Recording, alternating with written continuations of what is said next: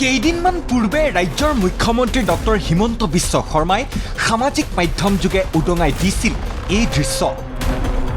একালৰ ৰেংমা বনাঞ্চল এতিয়া বেদখলকাৰীৰ কবলত।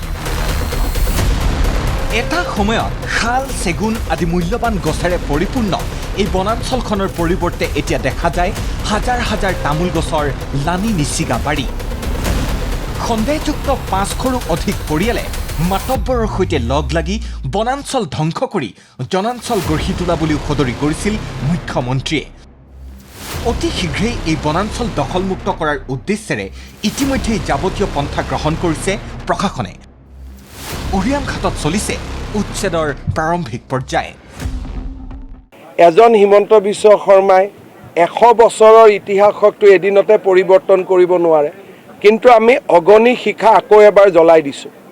মোৰ পিছতো হেজাৰজনে দায়িত্ব পালন কৰি থাকিব। এজন হিমন্ত বিশ্ব শৰ্মা বা এটা 4টা বছৰত একেলগে চব কৰিব নোৱাৰি। আৰম্ভণি হৈছে আৰু আৰম্ভণি যেতিয়া হ'ল আমি চলি গৈ থাকিম। আজি যদি আমি কোনোবা এটা জেগা দেখুৱাইছোঁ, কালি সেইটো জেগাৰ কথা আমি নোকোৱা হ'ম, পৰহি বেলেগ এটা জেগাৰ কথা ক'ম। আল্টিমেটলি টাৰ্গেটটো 29 লাখ বিঘা। মুখ্যমন্ত্ৰীৰ নিৰ্দেশৰ পিছতেই উৰিয়াম ঘাটলৈ গুৱাহাটী, নগাঁও, যোৰহাট, গোলাঘাটৰ পৰা আহিছে বন বিভাগৰ দল। বেদখলকাৰীক শান্তিপূৰ্ণভাৱে দখলীকৃত স্থান এৰি যাবলৈ আহ্বান সৰুপথাৰৰ বিধায়ক বিশ্বজিৎ ফুকনৰ। আৰু ইয়াৰ পাছতেই দেখা গ'ল এই দৃশ্য। নিশাটোৰ ভিতৰতে টালি টোপোলা সা সৰঞ্জাম বান্ধি গাড়ীত উঠাই উৰিয়াম ঘাট এৰিছে দখলকাৰীয়ে। বহুতেই নিশাই ৰাওনা হৈছে অজ্ঞাত স্থানলৈ। ৰেংমা দৈয়াং সংৰক্ষিত বনাঞ্চলত যিসকল বেদখলকাৰী আছিলে, এই বেদখলকাৰী উচ্ছেদৰ যি প্ৰক্ৰিয়া ইতিমধ্যে জৰুৰী প্ৰক্ৰিয়া ইতিমধ্যে অন্ত পৰিছে।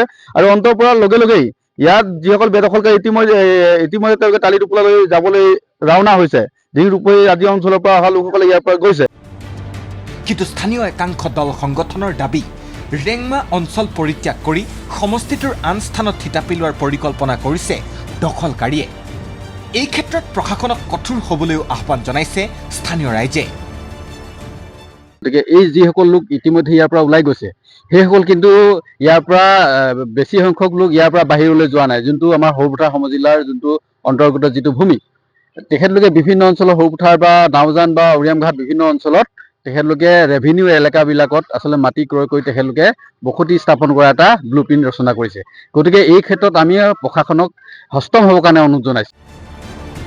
বনাঞ্চলখন বেদখলমুক্ত কৰাৰ ক্ষেত্ৰত পদক্ষেপ গ্ৰহণৰ বাবে চৰকাৰে লোৱা উদ্যোগক আদৰণি একাংশৰ। এতিয়া সকলোৱে বাট চাইছে প্ৰশাসনৰ দখলমুক্তকৰণ অভিযানলৈ। সেই সময়ত যাতে পুনৰ পাইকানৰ দৰে পৰিস্থিতি উদ্ভৱ নহয়, তাৰ ওপৰতো দৃষ্টি থাকিব সকলোৰে। সৰুপথাৰৰ পৰা ত্ৰিদীপ বৰাৰ ৰিপৰ্ট, ND24।